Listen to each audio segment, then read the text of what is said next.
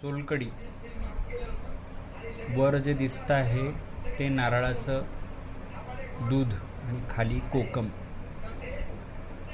अशा प्रकारे हे सोलकढी घरी तयार केलेली.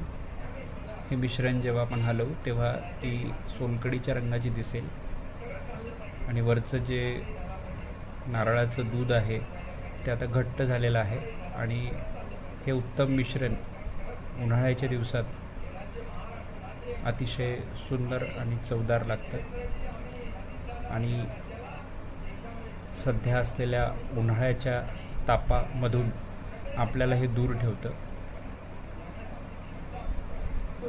तयार करण्याची पद्धत सोपी आहे. नारळाचं दूध काढायचं आहे, मिक्सरमध्ये टाकून पाणी टाकून ते दूध काढून घ्यायचं, पुन्हा पुन्हा काढून घ्यायचं.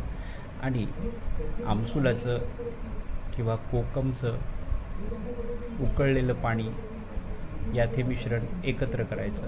त्याला धणे जिरे आणि